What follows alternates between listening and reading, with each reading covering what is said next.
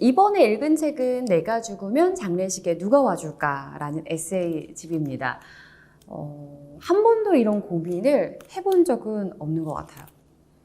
내가 죽으면 누가 봐줄까? 이 고민을 하는 순간 여러모로 되게 피곤해질 것 같은 생각? 삶에 대해서 초연해질 수 없고 남을 굉장히 신경 써야 할 것 같고 내 인생을 힘들게 만들 것 같은, 집착할 것 같은. 그런데 만약에 정말 나를 사랑해줬던 최소한의 사람들만 내 마지막 순간에 와준다면 그 순간 또한 떠올리기 싫은 게 너무 슬퍼요. 상상만으로도 나로 인해서 누군가 울잖아요. 슬퍼하잖아요. 그런 거는 너무 생각만 해도 슬픈 순간이어서 이런 내가 죽으면 장례식에 누가 와줄까라는 고민, 생각은 해본 적은 없습니다. 그런데 누구나 이 책 제목을 보면은 잠깐의 상상해 볼 것 같아요. 그만큼 되게 확 끌렸던 제목이고 어떤 내용이 담겨 있을까 궁금하게 만들었던 책입니다.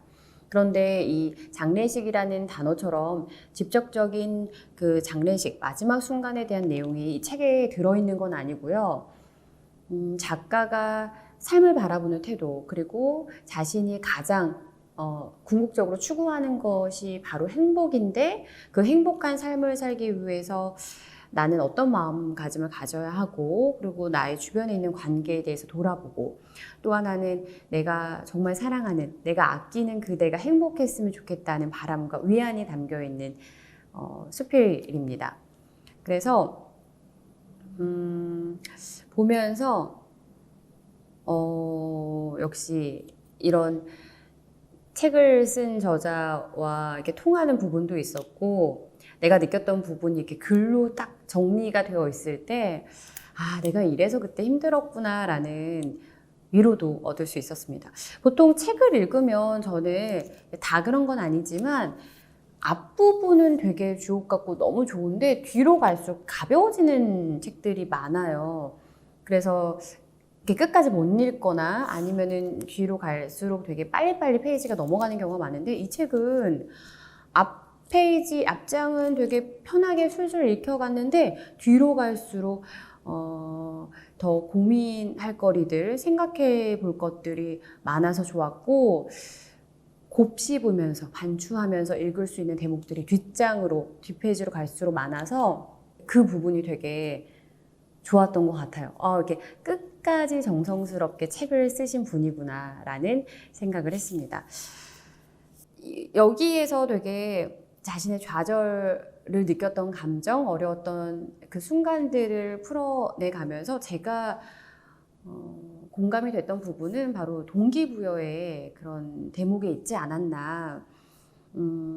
참 이 작가도 지금 프리랜서이자 출판업을 하고 있는 개인 사업자이기도 한데 어떻게 보면 회사에 소속되어 있는 직원, 그 직장인의 개념이 아니기 때문에 매일 자신이 정해놓은 목표와 목적을 상기하면서 하루하루 살아가는 게 되게 힘들거든요.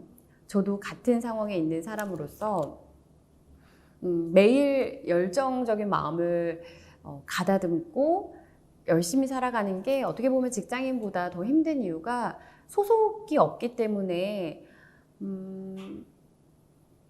기한도 없는 거고 또 내가 나태해져도 내가 게을러져도 아무도 뭐라고 안 하기 때문에 되게 풀어질 수가 있다는 거죠. 그래서 저는 이런 비슷한 상황에서 매일 자신의 어떤 삶의 방향을 상기하면서 목적의식을 갖고 살아가는 사람들한테 이제 동기부여를 많이 얻는 편인데 거기에서 나왔던 것 중 하나가 이제 실패에 대해서 나온 글이 있어요. 71페이지에 가보면 실패에 대해서 이제 작가가 서술하고 있거든요. 실패라는 건 그랬다. 사람을 무기력하게 만들어버린다. 마치 아무것도 아닌 존재가 되어 허공에 떠다니는 먼지가 된 느낌이었다. 여기에서 한참 읽고 또 읽었던 것 같아요. 저도 제가 계획했던 거, 제가 기대했던 결과와 다른 결과가 나오거나, 그러니까 소위 여기에 나온 것처럼 딱 실패를 딱 했을 때 방전이 돼요. 그러니까 이거 정말 안 됐구나, 다른 거 해봐야지, 이게 아니라 아무것도 하기 싫고 올스톱이 돼요. 그리고 또 심각하게 되는 거는 무의미해져요. 이걸 해서 뭐 하지? 이걸 하는 게 나한테 의미가 있나? 뭐 이런 생각도 들기도 하죠. 그러다 보면은 막 이게 잘 되면 이것도 할 거고 저것도 할 거고 뭐 이런 일도 벌릴 거고 했던 것들이 이제 올스톱 되니까 이거 하나 안 된 이후로 이거 하나 안 됐을 뿐인데 저한테는 그 다음 단계로 넘어가지 않는다는 거죠. 되게 안 좋은 것 중 하나예요. 그런데 이 책에서 실패란 무기력하게 만든 것이라고 이렇게 서술을 한 걸 보면서 내가 무기력해진 것 자체가 실패를 했다는 거였구나 라는 생각을 하게 됐어요. 그렇다면 내가 기대했던 결과랑 다른 결과가 나와도 그 순간에 무기력해지지 않고 계속해서 나아간다면 어쩌면 실패하지 않은 걸 수도 있겠다라는 생각을 해서 이제 어떤 일을 벌렸을 때 어떤 목표를 정하고 거기에 이제 전진을 하다가 잘못됐을 경우가 생기더라도 그냥 신경 쓰지 말고 여러 가지 일을 벌려서 계속해서 나아가야겠다. 무기력에 빠지지 말고 실패를 인정하지 말고 그냥 뭐 나는 또 다른 카드가 있으니까 많은 일을 또 하고 있으니까 하면서 결과에 너무 연연하지 말아야겠다라는 생각을 했습니다. 그리고 234페이지에 인생은 결국 고통이다라는 말이 나와요. 삶 자체는 고통일 수밖에 없다. 존재 역시도 고통이다. 우리가 죽음으로 회귀하는 동안 살아내야 하는 저항값이 고통인 것이다. 되게 신선했어요. 우리가 죽음으로 가고 있긴 하잖아요. 사람이 그 태어난 그 순간부터 그 이후에는 그 죽기 직전까지 사는 거고, 산다는 게 정확하게 죽음에 대한 저항값이잖아요. 죽음에 대해서 저항하는 것이 사는 것이니까 힘들죠. 저항값은 당연히 힘든 거고, 그의 역으로 행동을 해야 되니까 당연히 고될 수밖에 없어요. 제가 좋아하는 순간 중 하나가 하루 저는 되게 행복해지는 요소들이 되게 많은 사람인데 열심히 정말 소진해서 하루를 보내고 딱 그 자기 전에 누웠을 때 오늘도 정말 열심히 살았다. 보람차게 시간을 알차게 야무지게 보냈다. 라는 생각을 했을 때 몸은 되게 고돼요. 근데 되게 행복해요. 근데 제가 느끼는 뭐 육체적, 정신적 그 피로가 내가 죽음에 저항하는 그 열심히 살아가는 삶 가운데 얻어지는 것이었구나라고 생각을 해보면 내가 그냥 왜 이렇게 지치지? 왜 이렇게 삶이 고되지? 이렇게 그냥 자책하는 것이 아니라 내가 오늘도 열심히 죽음에 저항하면서 살아냈구나라는 훈장처럼 여길 수 있는 감정이어서 당연한 건데 이 책으로 이렇게 딱 정리를 해 주니까 좋더라고요. 그래서 오늘도 많이 고되고 지친 삶을 살았다면 여러분도 열심히 죽음에 반하면서 죽음에 저항하면서 살아내신 겁니다. 그래서 당연히 그 지침, 그 고됨이 따라온 거예요. 그래서 열심히 산 겁니다. 그리고 또 그 살아가는 데 있어서 그 젊음을 소비하는 방식에 따라 성장한다라는 글을 작가가 말하거든요. 젊음은 소비되죠. 계속해서 늙어가요. 사람은 늙어갈 수밖에 없고 모든 기능이 노화가 되는 가운데 사는 거잖아요. 근데 그런 젊음, 내가 갖고 있는 그 완충된 그 상태에서 점점 에너지가 소모가 돼가는 그 과정에서 어떤 방식으로 소비하냐에 따라서 사람이 성장한다고 해요. 그렇다면은 그냥 단순히 시간을 보내면서 불평하면서 원망하면서 뭔가 때를 무작정 기다리면서 소비하는 것이 아니라 뭔가 결과물을 얻을 수 있도록 또는 얻지 않더라도 그 순간에 어떤 값진 경험들, 만남, 시간을 얻을 수 있도록 매 순간 최선을 다하는 게 그렇게 소비하는 게 나의 성장 방식이 아닐까. 너무 아깝잖아요. 저는 언제부턴가 그 삶이 유한하다는 거, 시간은 유한적이라는 것을 매일 생각하는 것 같아요. 그래서 그냥 맞아, 우리 오늘이 마지막인 것처럼 살라고 했는데 우리한테 시간 한정적인 건데 이걸 가끔가다 생각하는 것이 아니라 저는 매일 생각하려고 노력해요.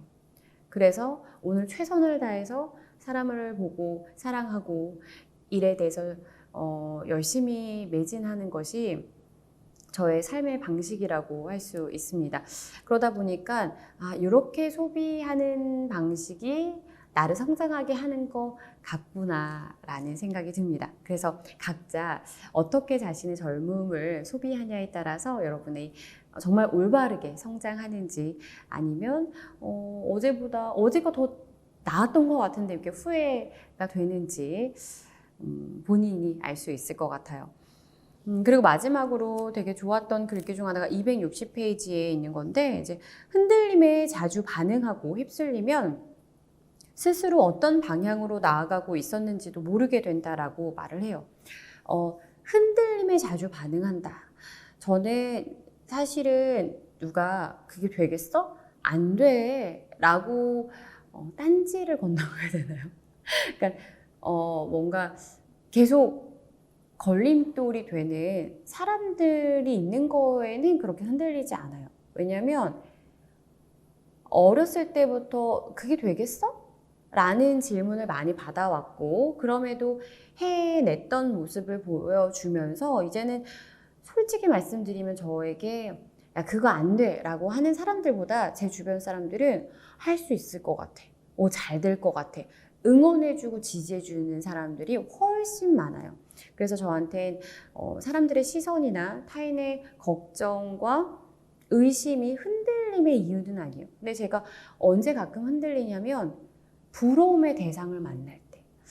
되게 부럽다. 근데 그 부러움이 물질적인 부러움은 없어요. 저는 어떤 돈 당연히 많으면 좋겠지만 그 돈 많은 사람들은 와, 돈 많다 이렇게 할 수 있어요. 그렇게 막 저를 흔들릴 정도로 부러운 대상은 아니에요. 그런데 저와 비슷한 일을 하면서 자신의 커리어, 그리고 어제보다 오늘 더 나아진 바로 젊음을 올바르게 소비해서 제대로 성장하고 있는 사람들을 보면 부러워요. 나는 왜 저렇게 하지 못했을까? 그러다 보면은 이 글에 나온 것처럼 제 방향성을 잃기도 해요. 이 사람이 원래 나보다는 조금 어떤 스펙 면에서나 자신의 활동 면에서는 좀 부족했던 것 같은데 스펙을 하나하나 쌓으면서 자신의 어떤 아이덴티티, 정체성을 만들어가는 모습을 보면서 나도 저거 해볼 걸, 나도 그 길로 가볼 걸 이렇게 흔들리거든요. 그러면 방향을 잃어버리잖아요. 그럼 결국엔 저도 아니고 그 사람도 아니고 아무것도 아닌 무의미하게 시간을 소비했던 사람이 되고 말죠. 되고 말아요. 그런데 그때 제가 해야 되는 것 중 하나는 그 사람을 부러워하긴 하지만 아주 잠깐의 시간을 가져요. 한 5분? 되게 짧게. 오래 있진 않아요. 왜냐면 부러움은 순기능을 갖고 있긴 해요. 더 나은 내가 되고 싶게끔 만드니까 동기부여가 되니까. 그런데 오래 있잖아요. 그 부러움이라는 감정 속에서. 그러면 나 자신을 너무 싫어하게 돼요. 그거는 대단한 사람이어서 그 상황을 벗어나는 게 아니라 의도적으로 그 부러운 감정에서 벗어나려고 노력을 해야 돼요. 그래서 그냥 아예 다른 생각을 한다든지 아예 그냥 잊어버린다든지 노력을 해야지 이겨낼 수 있는 감정인데 그때 또 저는 그 감정에서 벗어나면서 하는 것이 뭐가 있냐면 내가 그 사람보다 잘할 수 있는 건 뭐지? 내가 가고자 했던 방향은 뭐지? 내가 뛰어난 강점은 뭐였지? 나에게 집중하는 거예요.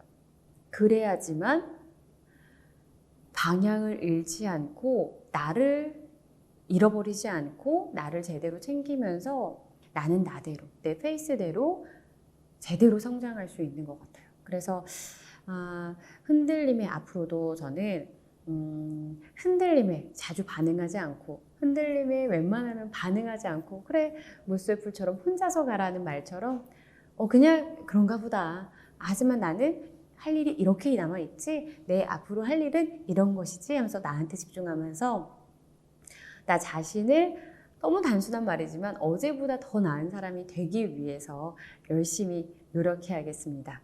그래서 이번에도 내가 죽으면 장례식에 누가 와줄까? 이 책에서 너무 좋았던 대목, 그 에피소드들을 여러분과 공유하도록 하겠습니다. 봄비.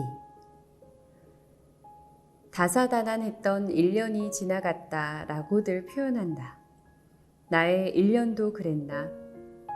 불행이라고 불리는 일이 찾아왔던 날도 있고 실패라고 판단되는 일이 찾아왔던 날도 있다. 어느 날 공교롭게도 똑같은 하루에 마치 짝꿍처럼 불행과 실패가 손을 잡고 내 인생에 노크 없이 방문한 적이 있었다. 기획했던 프로젝트를 보기 좋게 말아먹었던 날이 있다. 누군가 말했다. 실패 역시 과정이 남는다고. 막상 겪어보니 프로젝트를 진행해 오면서 고생했던 과정이 떠오르기보단 당장 눈앞에 다가온 실패라는 녀석이 너무나도 커 보였다. 1년간 열심히 준비했던 게 물거품이 되어버린 기분이 들었고 어디론가 숨어버리고 싶었다. 주변에 당당하게 이야기하고 다녔던 내가 바보 같았다. 내 능력이 이것밖에 안 되는 건가? 라는 생각이 온몸을 무기력하게 만들었다. 실패라는 건 그랬다. 사람을 무기력하게 만들어버린다. 마치 아무것도 아닌 존재가 되어 허공에 떠다니는 먼지가 된 느낌이었다. 그런 날 하필 계약을 파기하고 싶다는 문자를 받았다. 계약을 파기한 그 사람이 너무나도 미워졌지만 이런 불행과 실패를 아무런 예고도 없이 한꺼번에 겪게 만드는 세상이 더 미웠다. 어떤 일부터 처리해야 할지 막막했다. 누구한테 이 이야기를 전해야 하는 건지, 밥부터 먹어야 하는 건지, 이런 내가 밥을 먹을 자격은 있는 건지, 눈물을 흘려야 할지, 눈물을 흘릴 시간은 있는 건지 모든 게 까마득했다. 그렇게 어쩔 줄 몰라 하는 나에게 문자 한 통이 왔다. 이제껏 불평불만 없이 묵묵히 잘 자라줘서 고마워. 각자의 자리에서 충실한 모습이 대견하네. 봄비가 오네. 밥 잘 챙겨 먹어. 꼭 엄마였다. 100글자도 안 되는 문자에 눈물이 났다. 비가 와서 그런지 눈앞이 더 뿌얘졌다. 그리곤 뼈다귀 해장국을 먹으러 갔다. 실패해도 불행이 찾아와도 밥은 먹어야 되니까. 뼈를 발라내며 내리는 비를 보며 꾸역꾸역 밥을 넘기는 내 모습을 바라보며 마트에서 바쁘게 계산을 하다가 내리는 비를 보곤 문자를 보냈을 엄마를 생각하며 한 가지 생각을 했다.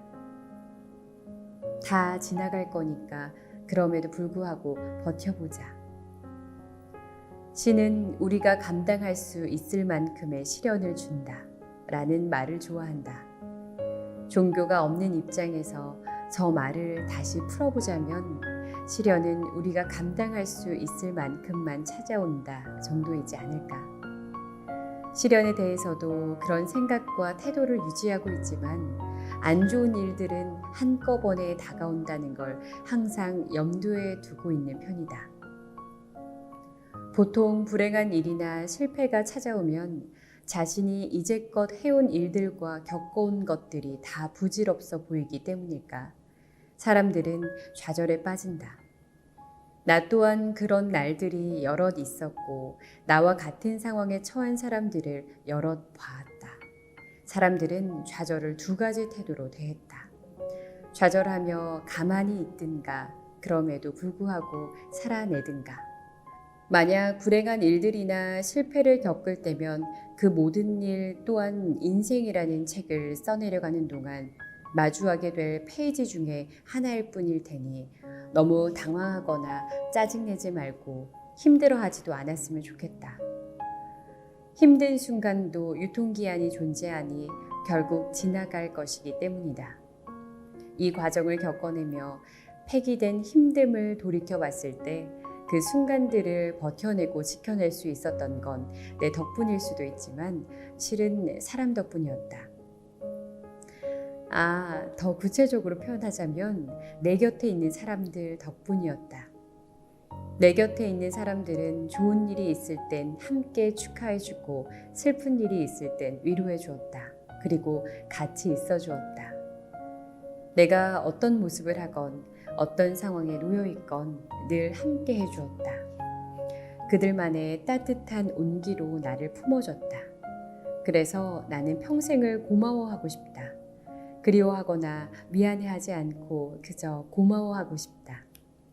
그리워한다는 건 더는 보지 못한다는 거니까. 미안해한다는 건 더는 내가 해줄 수 있는 게 없다는 거니까. 나는 그저 고마워하고 싶다. 앞으로도 자주자주 만나면서 내가 갖고 있는 것들로 내 곁에 있는 사람들을 기쁘게 만들어주고 싶다.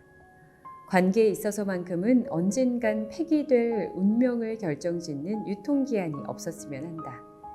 여러모로 안녕이라 말할 것이 많아지는 요즘, 다가오는 것들이 행운일지 아니면 불행일지는 예측할 수 없다. 성공일지 실패일지 역시 여전히 알 수 없을 테지만 어쨌든 지나갈 것이다.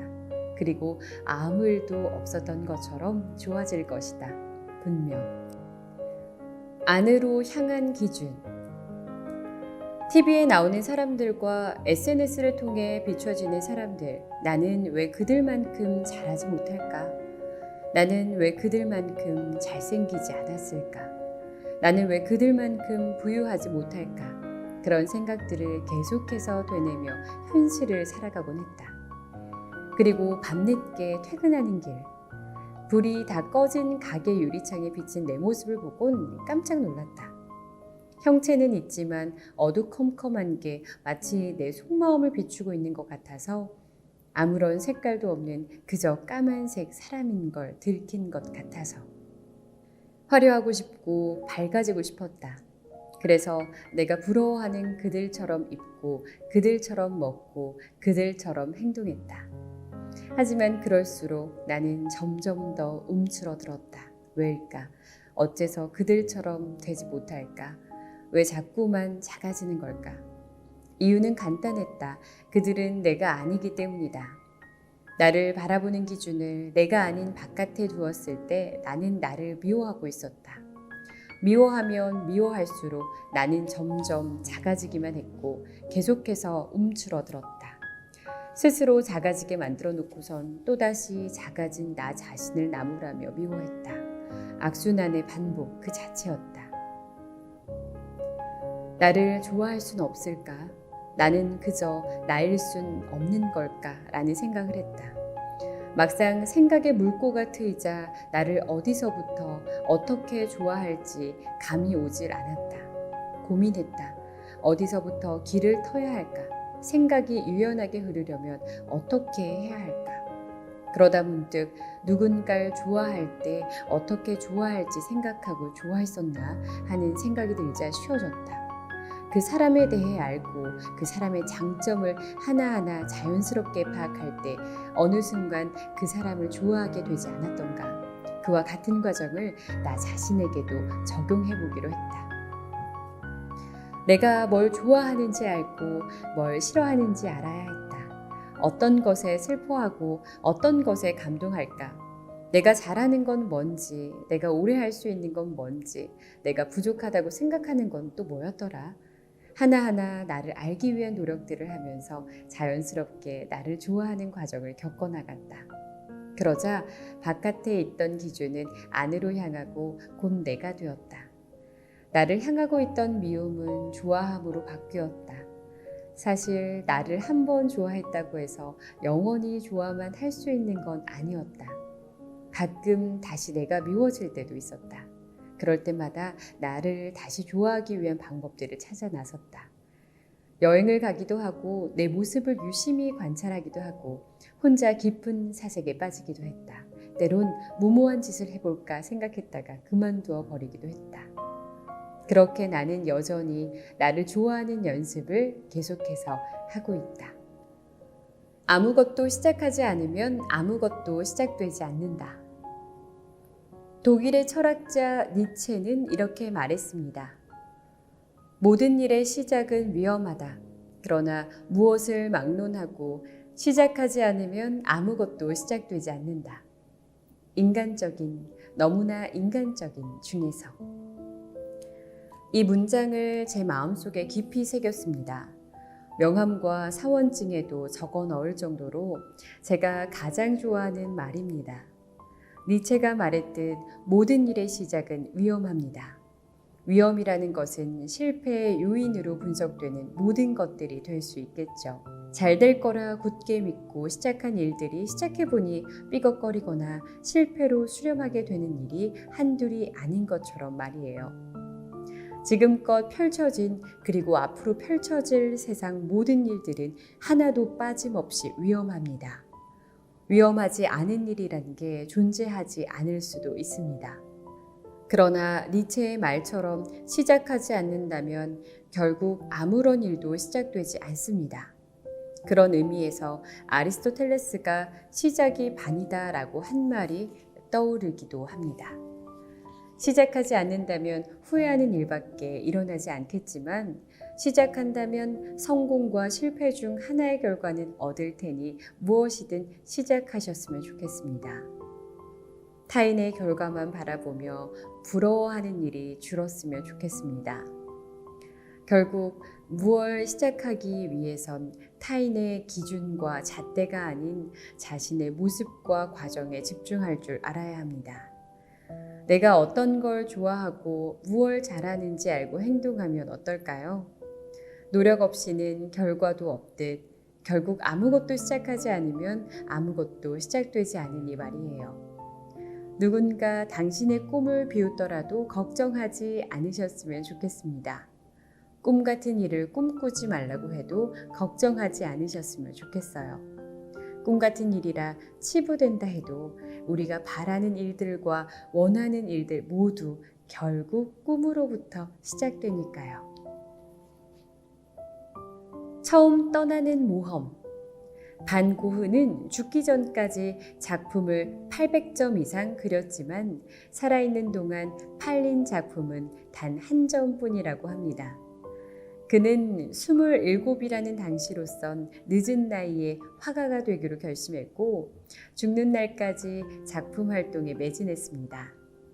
살아있는 동안 끊임없이 생활고에 시달렸으며 물감조차 살 돈이 없어 동생 테오에게 죽기 전까지도 금전적인 지원을 받아야 했습니다. 그런 그가 동생 테오에게 보낸 편지에는 진지하게 작업을 해나간다면 언젠가는 사람들의 공감을 얻게 될 것이라고 적은 내용이 실려 있었습니다. 당장의 결과가 아닌 언젠가는 사람들의 공감을 얻게 될 거라 믿었던 고흐처럼 어떤 일이 나에게 맞고 맞지 않고는 시작해보고 결정해도 늦지 않습니다. 정말로 늦은 일은 시도해보지 않고 시작할 시기를 놓친 후 해볼 걸 하고 후회하는 게 아닐까요? 나랑 잘 맞을까? 흥미로울까? 와 같은 질문은 잠시 접어 주머니 속에 넣고 그 일을 직접 마주하고 부딪히며 깨달아야 합니다. 도전하기 전까지 그런 질문의 대답은 어디까지나 겪어보지 못한 당신이 하는 대답이거나 그 일에 대해 잘 알지 못하는 사람들의 이야기가 대부분일 테니까요. 도전하기 전에 그런 생각이 들 수도 있을 겁니다. 내가 원하던 결과가 나오지 않으면 어떻게 하지? 라는 일련의 걱정거리들 말이죠. 꼭 원하는 결과를 이뤄야만 할까요? 꼭 정해진 정답이 있어야만 할까요? 결코 그런 이야기가 아닙니다. 원하는 결과를 이루시라고 무엇을 하라는 말도 아니고 정해진 정답을 찾기 위해 무엇을 하라는 것이 아니에요. 처음 떠나는 모험이 가장 어려운 법입니다. 그 과정 안에서 느껴지는 재미를 모험을 왜 떠나는지를 알게 됐으면 좋겠습니다. 어쩌면 예상하지 못한 보물상자를 발견할 수도 있으니까요. 사실 우리가 하는 걱정들은 친구가 참 많아서 하면 할수록 더 많은 걱정을 불러오더라고요. 걱정할 필요 없습니다. 원하는 결과가 나오지 않더라도 괜찮아요. 시작하고 행동하는 것들이 원하던 길이 아닌 엉뚱한 방향으로 가더라도 괜찮다는 말이에요. 엉뚱하지만 더 좋은 길이 나올 수도 있습니다. 시작조차 하지 않으면 영원히 겪어보지도 못할 무궁무진한 가능성의 길들 말이에요. 물론 걱정은 걱정을 몰고 다니는 터라 일을 시작하면서도 잘 될까 하는 의문과 잘 안 되면 어떡하지 하는 의심과 망하면 안 되는데 하는 걱정이 함께 할 겁니다. 하고 싶은 일들을 하는 중이라고 그렇게 평생을 살 거라고 말을 하지만 그렇게 말을 하는 동안에도 불안함과 의심이 조금은 존재하니 말이에요. 하지만 막상 일을 시작하자 그런 생각들이 전혀 들지 않은 걸 보면 말이죠. 불안함과 의심들은 무작정 저질러 보는 용기 앞에선 모습을 감추는 것 같습니다. 줄줄이 꿰는 걱정에 묶이는 것보다 무작정 저질러 보는 게 답이구나 하는 생각이 겪어볼수록 듭니다. 우리 모두가 알고 있는 한 시대를 대표하는 화가도 자신의 현재 상황에 대해 또 자신의 미래에 대해 불안해했습니다. 다만 그는 꾸준하게 자신이 하고자 하는 일을 해나갔을 뿐이고 자신이 좋아하는 일을 더욱 사랑했을 뿐이죠. 그는 언젠가는 자신의 그림을 사람들이 알아줄 거라 믿었고 불안하지만 꾸준하게 또 끊임없이 작업을 이어갔습니다. 누군가는 시작하기 전에 잘 될까라는 고민들을 할 테고 누군가는 무언가를 해나가고 있는 중에 다가온 불안을 마주하며 걱정에 빠져 있을 수도 있습니다. 허나 고민과 걱정에 잠식되지 않으려면 우선 꾸준하고 끊임없이 해나가는 수밖에 없습니다. 도전하고 난 후에 설령 그 길이 맞지 않는다는 생각이 들어도 차가운 현실의 벽을 마주하더라도 감내하고 묵묵히 꾸준히 나아갈 자신이 있다면 말입니다.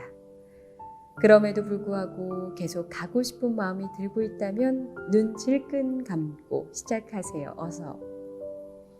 우리 말이죠. 언젠가는 될 겁니다. 우리의 언젠가니 당신의 삶에 조만간 안녕하게 도착하길 바랍니다. 견딤이 주는 가치.